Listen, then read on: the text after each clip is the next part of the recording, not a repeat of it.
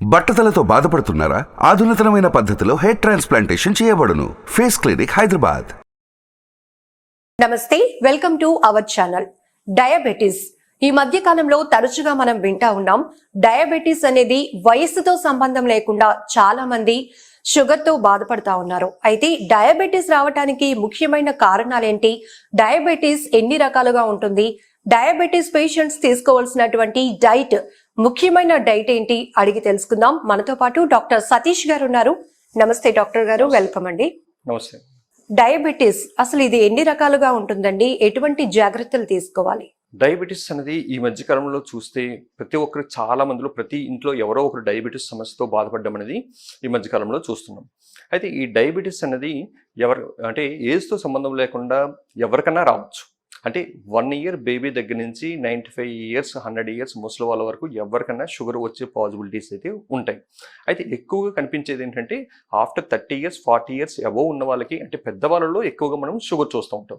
అయితే చిన్నపిల్లలకి రాదంటే చిన్నపిల్లలకు కూడా వచ్చే అవకాశం ఉంటుంది. ఈవెన్ 1 year బేబీ కూడా, 1 year లోపు ఉన్న బేబీస్ కూడా షుగర్ వచ్చే పాసిబిలిటీస్ కూడా ఉంటాయి. అయితే చిన్నపిల్లల్లో ఒక 20 years లోపు ఉన్న చిన్నపిల్లల్లో వచ్చేటటువంటి డయాబెటీస్ని మనం టైప్ 1 డయాబెటీస్ అని చెప్పుకుంటాం. అదే పెద్దవాళ్ళలో కనిపించేటటువంటి డయాబెటీస్ని మనం టైప్ 2 డయాబెటీస్ అని చెప్పుకుంటాం. అయితే ఈ పాసిబిలిటీస్ పెద్దవాళ్ళలో వచ్చేటటువంటి ఈ డయాబెటీసే ఎక్కువగా మనం చూస్తూ ఉంటాం. అంటే ఒక 100 cases తీసుకుంటే మోస్ట్లీ 98-99% ఆఫ్ కేసెస్ అన్నీ కూడా పెద్దవాళ్ళకు ఉండే డయాబెటీసే ఉంటుంది. చిన్నపిల్లల్లో చాలా రేర్గా కనిపిస్తూ ఉంటుంది. అంటే 1-5% ఆఫ్ కేసెస్లో మాత్రమే చిన్నపిల్లల్లో మనం చూస్తూ ఉంటాం. అయితే ఎవరికన్నా అది టైప్ 1 డయాబెటీస్ అన్నా టైప్ 2 డయాబెటీస్ అయినప్పటికీ తీసుకోవాల్సిన జాగ్రత్తలు ఒకే రకంగా ఉంటాయి. ముఖ్యంగా ఏంటంటే దాన్ని తీసుకోవాల్సిన జాగ్రత్తలు, first of all food protocol, చక్కగా ఒక డైటరీ ప్రోటోకాల్ ఉంటుంది, అది చక్కగా ఫాలో అవ్వాలి. Next regular exercise must and should. అదేవిధంగా స్ట్రెస్ ఫ్రీ లైఫ్, టెన్షన్ సాధ్యమైనంత వరకు తగ్గించుకోవడం. నెక్స్ట్ మెడిసిన్స్, అది అల్లోపతి కావచ్చు, హోమియోపతి కావచ్చు, ఆయుర్వేదిక్ కావచ్చు, మెడిసిన్స్ వాడడం. ఈ 4 సాటిస్ఫైడ్గా చక్కగా చేయగలిగితే కనుక షుగర్ వల్ల ఎటువంటి కాంప్లికేషన్స్ రాకుండా మనం కాపాడుకోవచ్చు. First of all food protocol. Food ప్రోటోకాల్లో చాలా మందికి చాలా కన్ఫ్యూజన్స్ ఉంటాయి, చాలా డౌట్స్ ఉంటాయి. ఏం తినాలి, ఎలా తినాలి, ఏంటనేది డౌట్స్. అయితే ముఖ్యంగా షుగర్ ఉన్న వాళ్ళు అస్సలు తినకూడని ఫుడ్ ఐటమ్స్ ఏంటంటే పంచదార, తేనె, బెల్లం. కొంతమందిలో ఏంటంటే బెల్లంతో చేసినవి తినొచ్చు కదా, పంచదార ఒకటే మానేసేయాలి, బెల్లంతో పర్వాలేదు అనుకుంటారు. సో బెల్లం వల్ల కూడా షుగర్ లెవెల్స్ పెరుగుతాయి. అయితే పంచదారతో కంపేరిటివ్గా చూసుకుంటే బెల్లం వల్ల షుగర్ లెవెల్స్ పెరిగేది కొంచెం తక్కువ ఉంటుంది. అంతే తప్ప బెల్లం తినమని కాదు.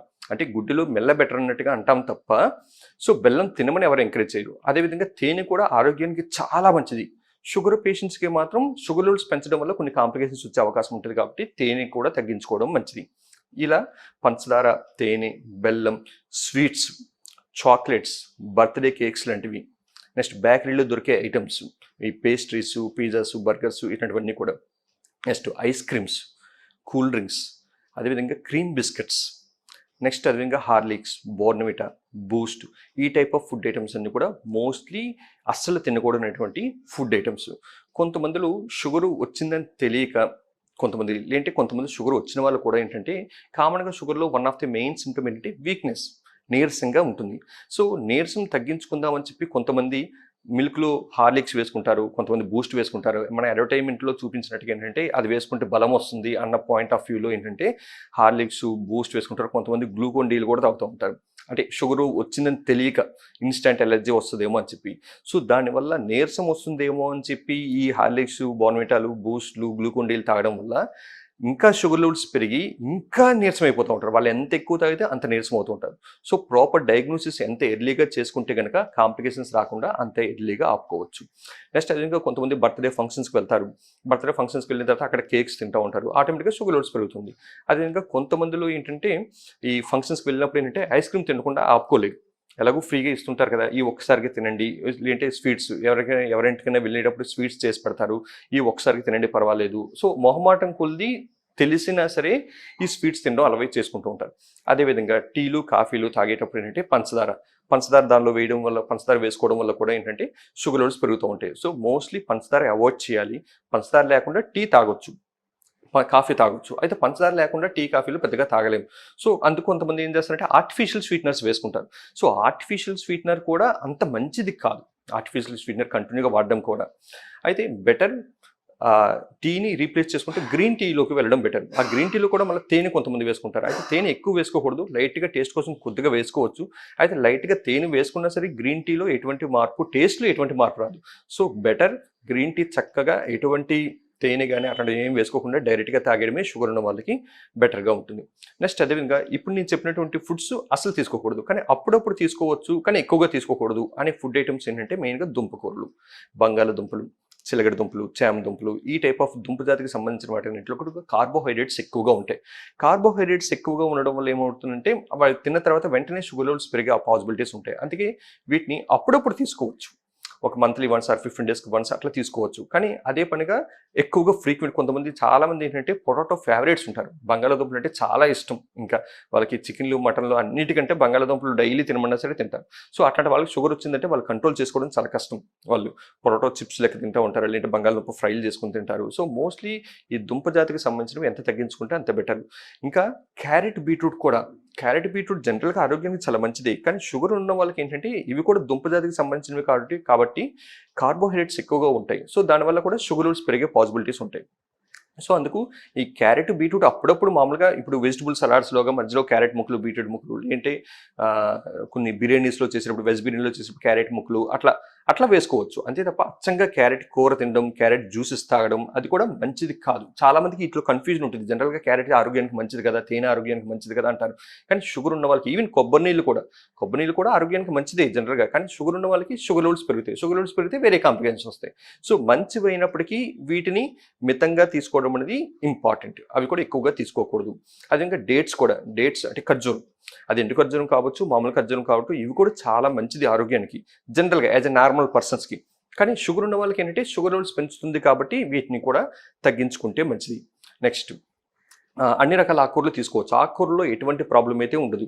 చాలామంది ఏంటంటే అవి తినకూడదు, ఇవి తినకూడదు అంటే మరి ఏం తినాలి షుగర్ ఉన్న వాళ్ళు అన్నీ మానేయమని అంటే తినాల్సినవి చాలా ఉంటాయి, తినకూడదు 10% మాత్రమే చెప్తాం.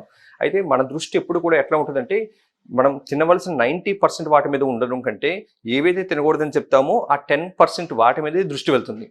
సో అందుకు మనకి అట్లా అనిపిస్తుంది తప్ప ఇప్పుడు ఆకుకూరలు అన్ని రకాల ఆకుకూరలు తీసుకోవచ్చు. తోటకూర, బచ్చల కూర, మునగాకు, పాలకూర. అయితే జనరల్గా మనం ఇవి ఎక్కువ అసలు మనం ఫుడ్స్ లెక్కే కన్సిడర్ చేయం. అందుకే ఇవన్నీ కూడా మనం ఏంటంటే ఇవి తినవచ్చు అని చెప్పినా సరే పెద్ద సాటిస్ఫాక్షన్ ఉండదు జనరల్గా. సో ఇవన్నీ కూడా ఆకుకూరలు చక్కగా తీసుకోవచ్చు, అన్ని రకాల ఆకుకూరలు తీసుకోవచ్చు. ఏది కూడా ఈవిని గోంగూర కూడా వాతం చేస్తా అంటారు, అది కూడా అవసరం ఉండదు, చక్కగా హ్యాపీగా తీసుకోవచ్చు గోంగూర కూడా. అయితే ఆకుకూరలు తినేటప్పుడు కూడా ఏంటంటే ఏదో కొద్దిగా ఇప్పుడు రసం, చారు, పప్పు అవి కలుపుకొని ఏదో కొద్దిగా ఆకుకూర కొద్దిగా పెట్టుకొని ఫ్రై కర్రీ ఇలాగా తినడం, అదే ఆకుకూర తినడం అంటే అది కాదు. ఆకుకూర తినడం అంటే ఓన్లీ రైస్, ఆకుకూర అంతే ఉండాలి, ఇంకేం ఉండకూడదు.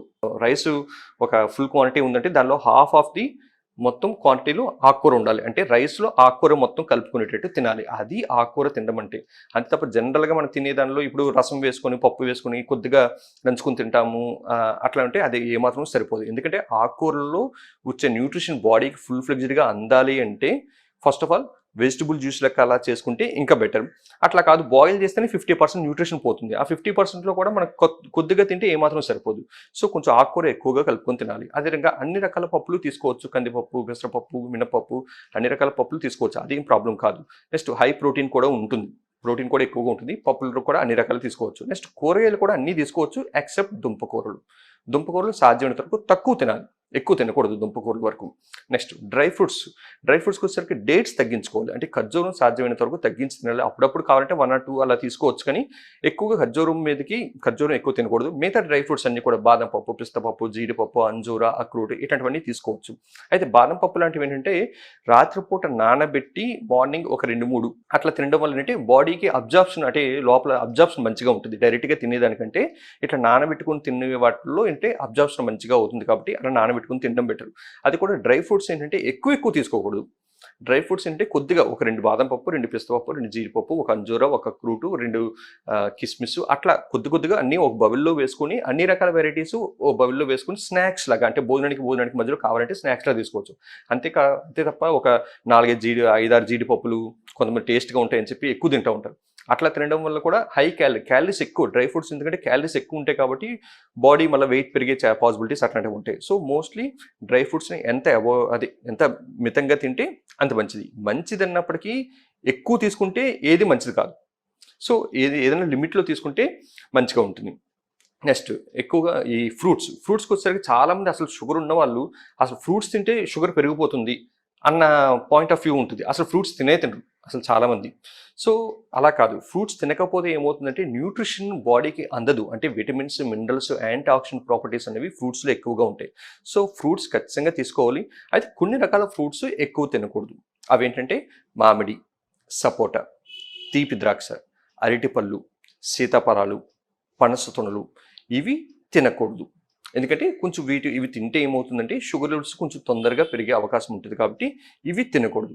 అదే స్ట్రిక్ట్లీ కంట్రోల్లో ఉంటే షుగర్ లెవెల్స్ అనేది చక్కగా ఎప్పుడు కూడా నార్మల్ లెవెల్లో ఉంటే ఇవి కూడా ఏవైతే తీసుకోకూడదని చెప్పానో ఇవి కూడా తీసుకోవచ్చు. ఈవెన్ మ్యాంగోస్ కూడా చక్కగా తీసుకోవచ్చు. అయితే ఫుల్ మొత్తం ఒకేసారి మ్యాంగో మొత్తం తినడం కాకుండా స్లైసెస్లో కట్ చేసుకుని ఒక 1 or 2 స్లైస్ అట్లా తీసుకోవచ్చు. లైట్గా అట్లా 1 or 2 స్లైడ్స్ తీసుకుని ఆ రోజు ఇంకొంచెం ఫుడ్ క్వాంటిటీ కొంచెం తగ్గించుకుని ఆ రోజు కొంచెం ఎక్సర్సైజ్ చేసుకుంటే, అంటే మనం ఈ తీసుకున్న తాలూకా పెరిగినటువంటి షుగర్ లెవెల్స్ని కాంపన్సేట్ చేయడానికి ఈ వేరే ఫుడ్ క్వాంటిటీని తగ్గించుకోవడం, అంటే ఆ రోజు మీల్స్ కొంచెం తక్కువ తినడం, నెక్స్ట్ అదేవిధంగా కొంచెం ఎక్సర్సైజ్ ఎక్కువ చేయడం చేస్తే ఇవి కూడా అట్లా ప్లాన్డ్గా చేసుకుంటే ఏవైతే తినకూడదని చెప్పామో అవి కూడా అప్పుడప్పుడు తీసుకోవచ్చు. ఫ్రూట్స్ విషయానికి వస్తే సో మిగతా ఫ్రూట్స్ అన్ని కూడా యాజ్ ఇట్ ఈస్గా తీసుకోవచ్చు. మిగతా బత్తాయి, నారింజ, కమల, బొప్పాయి, దానిమ్మ, పుచ్చకాయ, జామకాయ, రేగిపళ్ళు, పైనాపిల్ ఇట్లా ఫ్రూట్స్ మిగతావన్నీ కూడా తీసుకోవచ్చు. చాలా మందికి ఈ విషయం తెలియదు. ఈ విషయం అసలు ఫ్రూట్స్ తినడమే మానేస్తారు కంప్లీట్గా.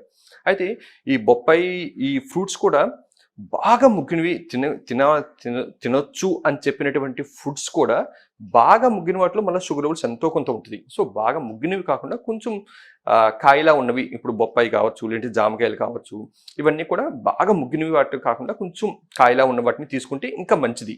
ఒక 2-3 తీసుకున్నా ప్రాబ్లం ఉండదు. నెక్స్ట్ పుచ్చకాయలు మొత్తం తీసుకున్నా ప్రాబ్లం ఉండదు, ఎందుకంటే దానిలో మొత్తం వాటర్ కంటెంటే ఉంటుంది, క్యాలరీస్ కూడా పెద్దగా ఉండవు. నెక్స్ట్ చాలామంది ఏం చేస్తారంటే ఈ తినవచ్చు, ఇప్పుడు బొప్పాయి తినొచ్చు అని చెప్పాం. సో కొంతమంది ఏం చేస్తారంటే బొప్పాయి జ్యూస్ లెక్క చేసుకుని తాగుతూ ఉంటారు. సో జ్యూస్ లెక్క చేసుకుని ఏ ఫ్రూట్స్ కూడా తాగకూడదు. ఫ్రూట్స్గానే తినాలి. ఒకవేళ ఇన్ కేస్ బాగా సిట్రస్ ఫ్రూట్స్, ఇప్పుడు బత్తాయి ఇట్లాంటివి ఏంటంటే కొంచెం నారింజ ఇట్లాంటివి ఏంటంటే కొంచెం డైరెక్ట్గా తినడానికి మరీ పుల్లగా ఉందనిపిస్తే వాటిని మాత్రమే జ్యూస్ లెక్క చేసుకోవాలి. ఆ జ్యూస్లో కూడా షుగర్ కంటెంట్ యాడ్ చేయకూడదు. వీలైతే కొద్దిగా తేనె వేసుకోవాలి. ఐస్ మళ్ళీ మిక్స్ చేయకూడదు. అట్లా ప్యూర్ జ్యూస్ లెక్క కావాలంటే అవి తీసుకోవచ్చు. నెక్స్ట్ ఫ్రూట్స్కు ఏ సీజన్లో దొరికే ఫ్రూట్స్ ఆ సీజన్లోనే తీసుకోవాలి. ఫ్రూట్స్ కూడా అంటే ఇప్పుడు మ్యాంగోస్ జనరల్గా దొరికేవి సమ్మర్లో దొరుకుతాయి. అదే ఇప్పుడు వింటర్లో దొరికేటటువంటి మ్యాంగోస్ దొరుకుతున్నాయంటే వాటిని స్టోర్ చేసి ఇప్పుడు వింటర్లో సేల్ చేస్తున్నారు అనమాట. సో అట్లాంటి ఫ్రూట్స్ కూడా తీసుకోకూడదు. ఏ సీజన్లో దొరికే ఫ్రూట్స్ ఆ సీజన్లో చక్కగా ఫ్రెష్గా ఉంటాయి, ఆ సీజన్లో తీసుకుంటే మంచిది. నెక్స్ట్ తొక్కలతో కలిపి తినగలిగేవి తొక్కలతో కలిపి తినాలి. ఇప్పుడు కొంతమంది ఏంటంటే జామకాయలు తినేటప్పుడు పైన తొక్కలు చెక్కేస్తారు, తొక్కలు తీసి తింటారు. కొంతమంది యాపిల్ తినేటప్పుడు పైన తొక్కలు తీసేసి తింటారు. సో తొక్కల్లో కూడా మంచి nutrition properties, anti oxidant properties, ఆ కలర్ ఇచ్చేటటువంటి ఏజెంట్స్ అవన్నీ కూడా మన బాడీకి చాలా ఉపయోగం. సో తొక్కలతో కలిపి తినగలిగేవి తొక్కలతో కలిపి తింటే మంచిది, ముఖ్యంగా జామకాయలు అట్లాంటివి. నెక్స్ట్ అదేవిధంగా ఇప్పుడు కొంతమంది జామకాయలు కూడా తినేటప్పుడు ఏంటంటే కట్ చేసుకుని దానిలో ఉప్పు కారం యాడ్ చేసుకుని తింటారు. అవి కూడా మంచిది కాదు. చక్కగా హెల్దీగా తినేటటువంటి ఫ్రూట్స్ మళ్ళీ మన అన్హెల్దీ చేసి మళ్ళీ తింటున్నట్టుగా ఉంటుంది, నేచురల్గా దొరికేదాన్ని కూడా. సో అట్లా కూడా చేయకూడదు.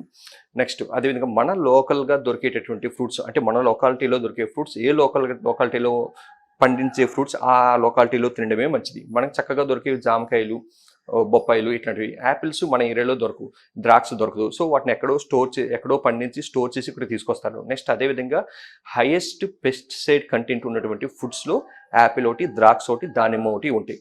సో వాటిని తినేదానికంటే కొంచెం ఆ పెస్టిసైడ్ కంటెంట్ వల్ల వచ్చే అనర్థాలే కొంచెం ఎక్కువగా ఉంటాయి. సో తినొచ్చు, కానీ తక్కువగా తినండి, ఎక్కువగా తినొద్దు. సో ఫ్రూట్స్ అదేవిధంగా తినేటప్పుడు ఎంటీ స్టమక్స్లో తినాలి ఫ్రూట్స్ ఎప్పుడు కూడా. అంతే తప్ప ఇప్పుడు చాలామందికి అలవాటు ఏంటంటే భోజనం చేసేటప్పుడు డైనింగ్ టేబుల్ మీద ఫ్రూట్స్ పెట్టుకొని, అరటిపళ్ళు అవి పెట్టుకొని, అంటే భోజనం చేసిన వెంటనే ఒక ఫ్రూట్ తినండి అనేది జనరల్గా చాలామంది చెప్పేది. కానీ జనరల్గా ఫ్రూట్స్ వల్ల వచ్చేటటువంటి 100% బెనిఫిట్ మనకు అందాలి అంటే కనుక ఎంటీ స్టమక్లో తినడం మంచిది. అంటే ఎంటీ స్టమక్ అంటే మళ్ళీ తెల్లవారుజామునని కాదు. సో కడుపు ఖాళీగా ఉండేటప్పుడు, ఇప్పుడు for example afternoon 1 o'clock 2 o'clock lunch చేసాం, మళ్ళీ ఈవినింగ్ టైంలో ఒక 5 o'clock 6 o'clock ఆ టైంలో కొంచెం కడుపు ఖాళీగా ఉంటుంది. ఆ టైంలో తింటే ఏమవుతుందంటే ఫ్రూట్ దాని యొక్క 100% బెనిఫిట్ బాడీ అబ్జర్వ్ చేసుకుంటుంది కడుపు ఖాళీగా ఉండేటప్పుడు. అదే కనుక మనం లంచ్ చేసిన తర్వాత ఫ్రూట్ తిన్నాం అనుకోండి, ఏం జరుగుతుందంటే మనం అనుకుంటాం లంచ్ విడిగా చేసాము తర్వాత ఫ్రూట్ తిన్నామని చెప్పి. సో మనం ఫస్ట్ వేసుకునే రైసు, పప్పు, చారు, రసం, ఆ పికిళ్ళు, ఆ కరడు అన్నీ లోపలికి వెళ్ళిన తర్వాత అంతా మిక్సింగే ఉంటుంది. దాంతో ఈ ఇట్లా ఈ నాన్ వెజ్ చికెన్లు, మటన్లు తిన్న దగ్గర ఏంటంటే ఆ తర్వాత ఒక ఫ్రూట్ తింటే అది వీటన్నిటితో మిక్స్ అయ్యి సరిగ్గా అబ్జార్ప్షన్ సరిగ్గా జరగదు, దాని న్యూట్రిషనల్ వాల్యూస్ కూడా పోతాయి. సో అందుకు ఎప్పుడు కూడా ఫ్రూట్స్ ఎప్పుడు కూడా ఎంటీ స్టమక్లో తీసుకోవడం అనేది దాని యొక్క 100% బెనిఫిట్స్ అనేది మనం పొందగలుగుతాం. నెక్స్ట్ అదేవిధంగా ఈ నాన్ వెజిటేరియన్కి వస్తే చికెన్ ఎక్కువగా చాలామంది ఇప్పుడు ఇష్టపడేది ఏంటంటే చికెన్, అది కూడా boiler chicken. Mostly boiler chicken ఎంత అవాయిడ్ చేస్తే అంత మంచిది. బాయిలర్ చికెన్ ఎందుకంటే వాటిని ఇప్పుడు స్టెరాయిడ్స్ ఇచ్చి కొన్ని జెంటామైసిన్ ఇంజెక్షన్స్ లాంటివి వేసి సంథింగ్ కొన్ని కెమికల్స్ లాంటివి వేసి వాటిని తొందరగా పెరిగేటట్టు చేస్తారు. సో ఆ టైప్ ఆఫ్ వాటిని మనం తినడం వల్ల ఏంటంటే ఆ ఇంపాక్ట్ మన మీద కూడా పడుతుంది. So maximum boiler chicken avoid చేయండి. నాటుకోడి తినగలిగితే కొంతవరకు పర్వాలేదు, అది కూడా స్కిన్లెస్ చికెన్ తీసుకుంటే బాడీకి ఫ్యాట్ కంటెంట్ అంటే కొలెస్ట్రాల్ లెవెల్స్ పెరగకుండా ఉంటుంది. అది కూడా లిమిట్గా తీసుకోవాలి. మటన్ కూడా తీసుకోవచ్చు, అయితే లిమిట్గా తీసుకోవాలి. ఎందుకంటే మటన్లో కొంచెం ఫ్యాట్ కంటెంట్ ఎక్కువగా ఉంటుంది, తొందరగా కొలెస్ట్రాల్స్ వచ్చే పాసిబిలిటీస్ ఉంటాయి. అంటే ఇప్పుడు ఈ చికెన్ మటన్ వల్ల షుగర్ లెవెల్స్ పెరగవు, కానీ షుగర్ ఉన్న వాళ్ళకి ఏంటంటే తొందరగా కొలెస్ట్రాల్ లెవెల్స్ పెరిగే అవకాశం ఉంటుంది. కొలెస్ట్రాల్ లెవెల్స్ పెరిగిందంటే మన హార్ట్ అటాక్స్, పక్షవాతాలు ఇట్లాంటివి వచ్చే అవకాశం ఉంటుంది. కాబట్టి సాధ్యమైనంత వరకు మటన్ అనేది కొంచెం తగ్గించుకుంటేనే మంచిది. So better to eat fish వరకు మంచిది, పర్వాలేదు. వారానికి ఒకసారైనా ఫిష్ తీసుకోవచ్చు. అది కూడా ఫిష్ ఫ్రై కాదు, ఫిష్ కర్రీ టైప్ చేసుకుని తినాలి. నెక్స్ట్ ఎగ్ వరకు బాయిల్డ్ ఎగ్ అయితే డైలీ తీసుకోవచ్చు, అది ప్రాబ్లం లేదు. ఎగ్ మామూలుగా వండుకొని తినేటప్పుడు ఏంటంటే వారానికి ఒకసారి 2 సార్లైనా ఎగ్ వరకు పెద్ద ప్రాబ్లం అయితే కాదు. నెక్స్ట్ తినేవి తక్కువ ఎక్కువ సార్లు తినాలి. అంటే దాని అర్థం ఏంటంటే ఎక్కువ తినమని కాదు. 3 పూట్ల తినేది జనరల్గా 6 పూట్ల తినమని చెప్తాం. అంటే దాని అర్థం 6 పూటలు అంటే ఎక్కువ తినమని కాదు. 3 పూట్ల తినే క్వాంటిటీ ఆఫ్ ఫుడ్ని స్ప్లిట్ చేసుకొని 6 పూట్ల తినమని చెప్తాం. అంటే తక్కువ ఎక్కువ సార్లు. ఎందుకు ఇట్లా చెప్తామంటే ఒకేసారి ఎక్కువ తినడం వల్ల ఏంటంటే వెంటనే షుగర్ లెవెల్స్ షూట్ అయిపోతాయి, షుగర్ లెవెల్స్ పెరుగుతాయి. అదే తక్కువ తింటే కనుక మన బాడీలో ఇన్సులిన్ ప్రొడక్షన్ చక్కగా దానికి తగినట్టుగా రిలీజ్ అయ్యి దాన్ని కంట్రోల్లో ఉండేటట్టు చేయగలుగుతుంది అనమాట. ఇప్పుడు ఫర్ ఎగ్జాంపుల్ మార్నింగ్ 8 o'clock లోపు మనం బ్రేక్ఫాస్ట్ చేసేస్తాం. మార్నింగ్ 8 లోపు బ్రేక్ఫాస్ట్ చేసిన తర్వాత అంటే ఆఫ్టర్ 3 hours పోయిన తర్వాత అంటే 10 o'clock 11 o'clock ఆ టైంలో ఏంటంటే ఏదైనా స్నాక్స్ లాగా గ్రీన్ టీ కావచ్చు, లేదంటే ఈ డ్రై ఫ్రూట్స్ ఇందాక చెప్పినట్టుగా డ్రై ఫ్రూట్స్ కావచ్చు, అవి తినాలి. మళ్ళీ 2 o'clock అలా లంచ్ చేస్తాం. మళ్ళీ ఈవినింగ్ 4 to 5 మధ్యలో ఏదైనా స్నాక్స్ లాగా మళ్ళీ గ్రీన్ టీ కావచ్చు, ఇట్లాంటివి ఏదైనా స్నాక్స్ లాగా లైట్గా తీసుకోవచ్చు. మళ్ళీ 8 o'clock లంచ్ చేస్తే మళ్ళీ నైట్ పడుకునే ముందు ఒక 10 o'clock జనరల్గా అందరూ పడుకునే టైం కాబట్టి ఆ టైంలో గ్లాస్ మిల్క్, అది కూడా ఫ్యాట్ ఫ్రీ మిల్క్.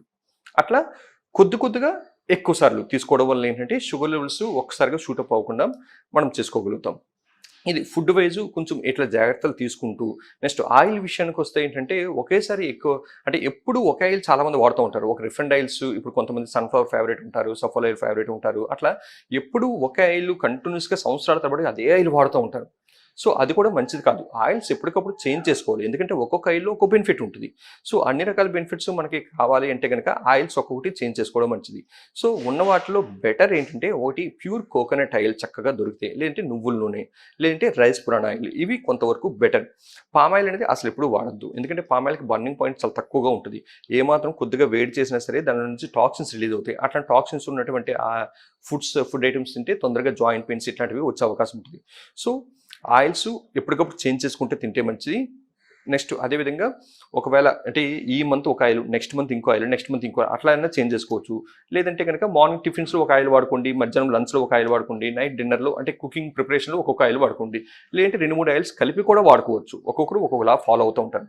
అయితే బెటర్ ఏంటంటే ప్యూర్ కోకోనట్ ఆయిల్ కానీ, నెక్స్ట్ నువ్వుల నూనె కానీ, నెక్స్ట్ తౌడు నూనె అంటాం కదా, రైస్ బ్రాన్ ఆయిల్, ఇవి కొంతవరకు బెటర్. అయితే ఆయిల్ ఏది వాడినా సరే పెర్ హెడ్ పెర్ మంత్ ఒక 1/2 లీటర్ కంటే ఎక్కువ ఆయిల్ పడకూడదు పర్ఫెక్ట్గా చెప్పాలి అంటే ఫర్ ఎగ్జాంపుల్ ఇంట్లో 4 members ఉన్నారంటే పెర్ మంత్ ఏంటంటే వాళ్ళకి 2 liters ఆయిల్ సఫిషియెంట్. కానీ మన ఇంట్లో ఏంటంటే 2 liters కాదు కదా, ఆల్మోస్ట్ 10 liters వరకు కూడా వెళ్ళిపోతూ ఉంటుంది ఆటోమేటిక్గా. సో అందుకే మనం అది ఫిక్స్ చేసుకోవాలి అంటే ఆ 2 liters ఆయిల్ని మనం పెట్టుకొని ఈ 2 liters ఈ మంత్ వరకు వాడాలి అని ఫిక్స్ చేసుకుంటే ఆటోమేటిక్గా మనం లిమిట్లో వాడతాం. సో అదేవిధంగా మార్నింగ్ టిఫిన్స్లోకి వస్తే ఈ ఆయిల్స్లో వేయించేవి, ఈ పూరీలు, గారెలు, బజ్జీలు, పునుకులు ఇట్లాంటి ఆయిల్స్లో వేయించేవి కొంతమంది తింటూ ఉంటారు. అది కూడా షుగర్ ఉన్న వాళ్ళకి అస్సలు మంచిది కాదు. బెటర్ ఇడ్లీ, లేదంటే దోశ, లేదంటే ఉప్మా, కొంచెం ఇట్లా ఆయిల్స్లో ఆయిల్స్ తక్కువ పడేవి టిఫిన్ తింటే మంచిది. లేదు ఇంకా బెటర్ ఏంటంటే ఈ బ్రేక్ఫాస్ట్ కూడా ఈ టిఫిన్స్ కూడా అవాయిడ్ చేసి చక్కగా స్ప్రౌట్స్, మొలకెత్తిన విత్తనాలు, అవి తింటే ఇంకా మంచిది. ఒక వెజిటబుల్ జ్యూస్ తాగి మార్నింగ్ టైంలో మొలకెత్తిన విత్తనాలు తింటే చాలు, ఇంకా అంతమించి వేరే టిఫిన్స్ ఏం అవసరం లేదు. లేదు అంటే కొంతమంది ఇష్టం ఉంటే కనుక మిల్క్లో ఓట్స్ వేసుకొని కొంతమంది తాగొచ్చు, లేదంటే మిల్క్లో కార్న్ ఫ్లాక్స్ వేసుకొని తాగొచ్చు వితౌట్ షుగర్ లేకుండా, వితౌట్ షుగర్. ఇట్లా బ్రేక్ఫాస్ట్ టైంలో బ్రేక్ఫాస్ట్ చాలామంది స్కిప్ చేస్తూ ఉంటారు. బ్రేక్ఫాస్ట్ ఎప్పుడు కూడా స్కిప్ చేయకూడదు. బ్రేక్ఫాస్ట్ ఎప్పుడు కూడా హెవీగా తినొచ్చు. యాక్చువల్గా బ్రేక్ఫాస్ట్ 4 ఇడ్లీ తినే దగ్గర 10 ఇడ్లీ అయినా తినొచ్చు, ప్రాబ్లం లేదు. నెక్స్ట్ అదేవిధంగా బ్రేక్ఫాస్ట్తో కంపేటివ్గా చూసుకుంటే లంచ్ తగ్గాలి, లంచ్తో కంపేటివ్గా చూసుకుంటే డిన్నర్ ఇంకా తగ్గాలి. అంటే బ్రేక్ఫాస్ట్ ఫుల్ మీల్స్లో తినొచ్చు, లంచ్ హాఫ్ మీల్స్లో తినొచ్చు, నైట్ డిన్నర్ 1/4 మీల్లా తినొచ్చు. అంటే నైట్ ఎంత తక్కువ తింటే అంత మంచిది ఫుడ్. ఎందుకంటే నైట్ తిన్న తర్వాత పడుకుంటాం కాబట్టి చక్కగా నైట్ లైట్ డైట్, అది కూడా భోజనానికి కనీసం పడుకోవడానికి కనీసం 2 గంటల ముందే తినేసి పడుకోవాలి. సో ఇట్లా డైట్ వైజ్ ఇవి చక్కగా ఫాలో అవుతూ, next regular exercise minimum 30 minutes అనే ఎక్సర్సైజ్ ఉండాలి బాడీకి. ఏదైనా వాకింగ్ కావచ్చు, సైక్లింగ్ కావచ్చు, స్విమ్మింగ్ కావచ్చు, యోగా కావచ్చు, మెడిటేషన్ కావచ్చు, ఏదైనా సరే మినిమం 30 మినిట్స్ బాడీకి ఎక్సర్సైజ్ ఉండాలి. నెక్స్ట్ అది స్ట్రెస్ ఫ్రీ లైఫ్. టెన్షన్స్ సాధ్యమైనంత వరకు, షుగర్ రావడానికి one of the main reason అంటే స్ట్రెస్ అనేది one of the main reason. So స్ట్రెస్ని తగ్గించుకోవాలంటే డ్యూ టు మెడిటేషన్ కావచ్చు, లేదంటే స్పిరిచువల్ బుక్స్ కానీ, పర్సనాలిటీ డెవలప్మెంట్ బుక్స్ కానీ, లేదంటే పూజలు ఎక్కువ చేసుకోవడం కావచ్చు, లేదంటే ప్రాణాయామ చేయడం, నెక్స్ట్ యోగాసనాలు వేసుకోవడం, ఇట్లాంటి వాటి వల్ల కూడా స్ట్రెస్ని సాధ్యమైనంత వరకు ఓవర్కమ్ చేయొచ్చు. నెక్స్ట్ విత్ మెడిసిన్స్లో ఏంటంటే ఇప్పుడు ఇంగ్లీష్ మెడిసిన్స్లో కామన్గా జనరల్గా జరిగేది ఏంటంటే కొంచెం ఇట్లా ఎక్కువ కాలం ఇంగ్లీష్ మెడిసిన్స్ వాడడం వల్ల దానికి సైడ్ ఎఫెక్ట్స్ ఉంటాయి. అట్లా కాకుండా హోమియోపతి మెడిసిన్స్ వాడుకోవడం వల్ల ఏమవుతుందంటే ఏదైనా కంట్రోలే, షుగరు ఇంగ్లీష్ మెడిసిన్స్ అయినా హోమియోపతి మెడిసిన్ అయినా ఏదైనా కంట్రోలే. అయితే ఇంగ్లీష్ మెడిసిన్స్లో సైడ్ ఎఫెక్ట్స్ ఉంటాయి, హోమియోపతి మెడిసిన్స్లో సైడ్ ఎఫెక్ట్స్ లేకుండా చక్కగా ఎటువంటి కాంప్లికేషన్స్ రాకుండా కంట్రోల్లో పెట్టుకోవచ్చు. సో అల్టిమేట్గా షుగర్ని మెయింటైన్ చేయాలంటే first of all diet, next exercise, next stress free life, 4th one regular medication. ఈ 4 మెయింటైన్ చేయగలిగితే షుగర్ వల్ల ఎటువంటి కాంప్లికేషన్స్ రాకుండా కాపాడుకోవచ్చు. సుమన్ టీవీలో మీ పర్సనల్ అండ్ బిజినెస్ ప్రమోషన్స్ కోసం కింది నెంబర్కి కాంటాక్ట్ చేయండి.